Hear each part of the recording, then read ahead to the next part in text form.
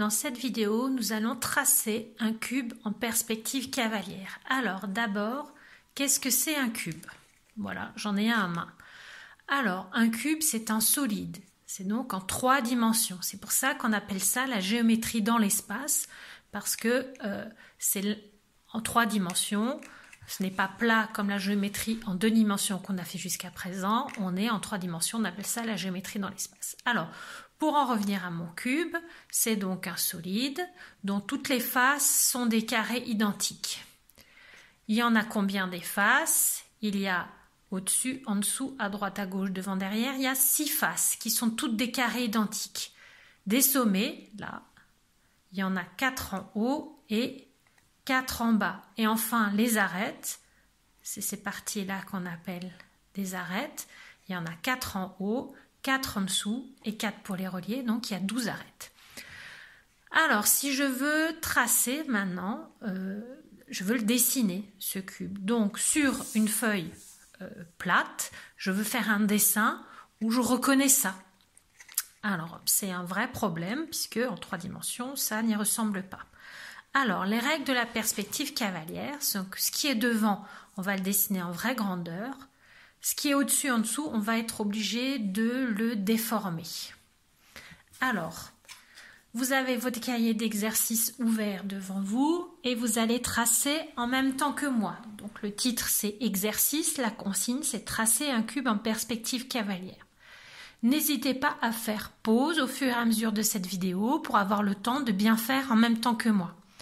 Alors, ce cube, je vais le tracer comme s'il était posé devant moi et que je regarde comme ça. Donc, la face avant que je vois devant, c'est un carré. Donc, je vais tracer en carré en laissant assez de place autour.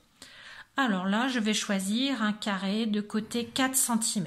Donc, sur mon quadrillage à petits carreaux, c'est vraiment très facile.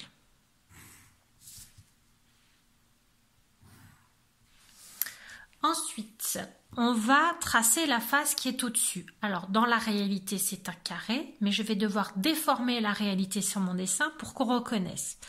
Alors, comme je ne vais pas faire un carré, je ne vais pas faire un angle droit. Alors, je vais traverser ici les diagonales de carreaux pour choisir un angle là de 45 degrés. C'est facile à faire. Et à partir de ce point-là, je vais maintenant derrière dessiner le carré qui est derrière. Donc j'ai de nouveau un carré de 4 cm. Mais attention maintenant, ce carré il est derrière celui-là.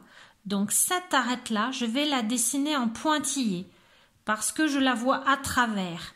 En perspective cavalière, on va toujours dessiner ce cube comme s'il était transparent. J'en ai un transparent ici. On va toujours dessiner en pointillé ce qu'on va à travers. Donc là, je finis mon carré. Là aussi, ce côté-là, je vais le voir à travers. Le carré de devant va avec le carré de derrière. Ici aussi. Ici aussi.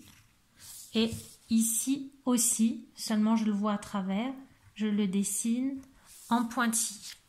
Donc, dans la réalité, toutes mes faces sont en carré. Là au-dessus, je n'ai pas dessiné un carré. J'ai été obligée de déformer la réalité, mais avec mon imagination, j'arrive bien à voir que c'est un carré. Pareil, sur le côté ici, j'ai un carré dans la réalité. Sur mon dessin, je n'ai pas dessiné un carré. J'ai déformé les angles droits et les longueurs pour que j'arrive à imaginer qu'en 3 dimensions, ça me donnerait un carré. On va essayer d'en faire un autre. Par exemple, plus petit, je prends que 2 cm. Je commence par dessiner le carré de devant. Ensuite, je vais traverser des diagonales de carreaux. Je vais en faire que 2. Et je reconstitue à partir de ce point le carré qui est derrière. Donc 2 cm ici. 2 cm ici. Attention là, comme je passe derrière, je le fais en pointillé.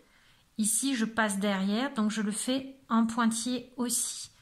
Et maintenant, pour finir, je relie la face avant avec la face arrière. Ici, en trait plein. Et là, en pointillé.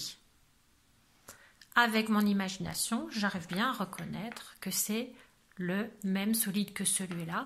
On les dessine toujours comme s'ils étaient transparents. Tout ce qu'on voit à travers est dessiné en pointillé. La face de devant, c'est un vrai carré, derrière aussi. Par contre, sur les côtés, j'ai été obligée de déformer mon dessin pour réussir à imaginer la réalité.